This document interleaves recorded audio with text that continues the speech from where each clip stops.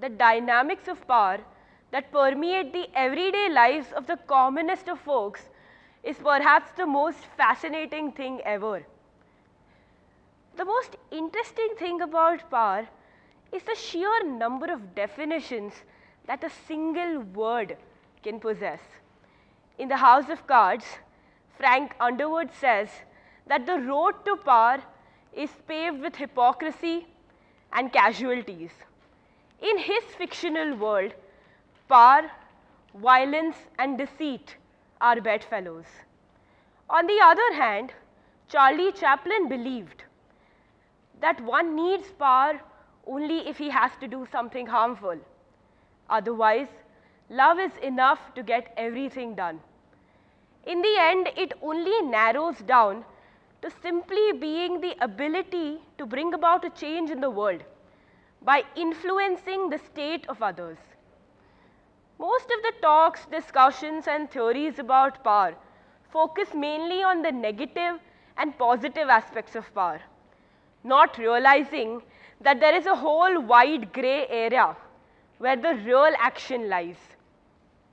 With great power comes greater responsibility.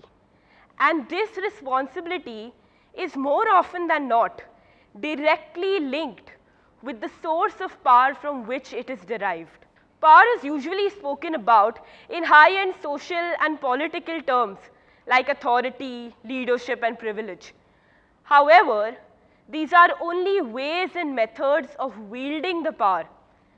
Real power lies in the littlest of things, in the ability to transform the most mundane aspects of life.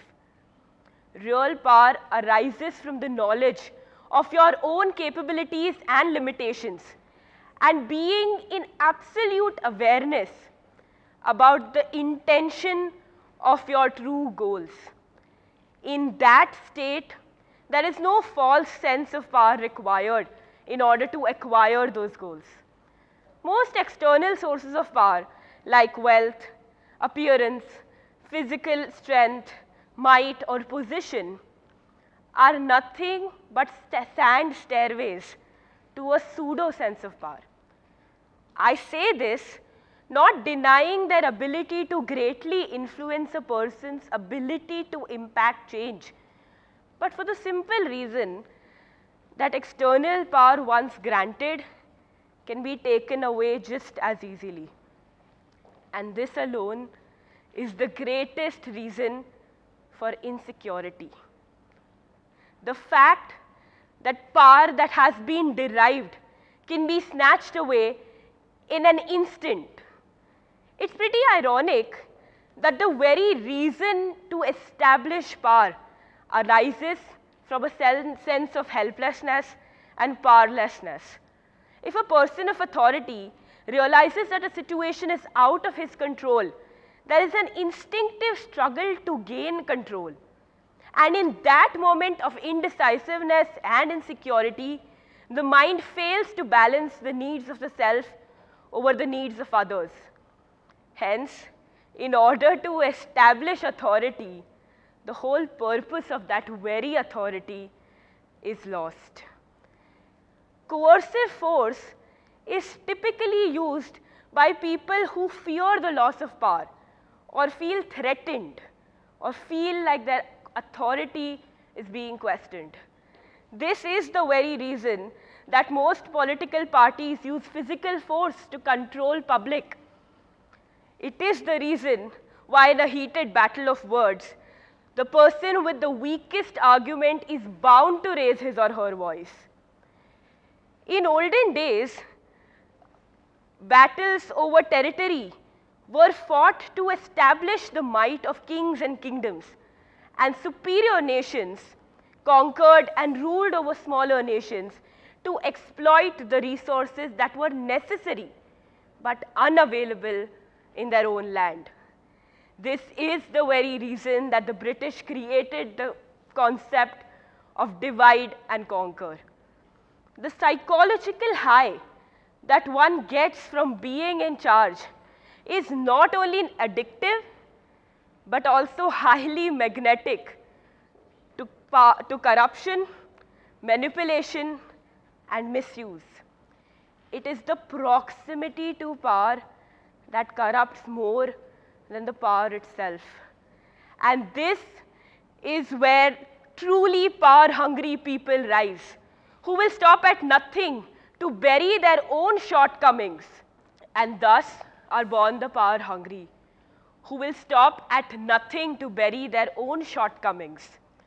And in order to do this, the greatest weapon they can find is to instill fear. If the power is internalized, there is no fear of losing it at all. And in that case, people move forward with their goals with absolute clarity and fearlessness.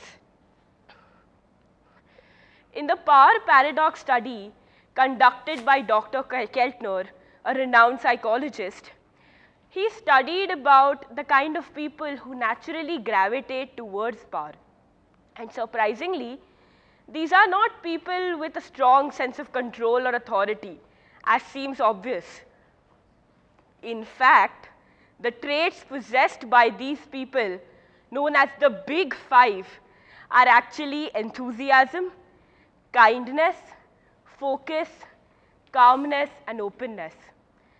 The reason why such people wield power is that they create an empowering environment around them and are careful of the minor abuses that wear down the fabric of groups.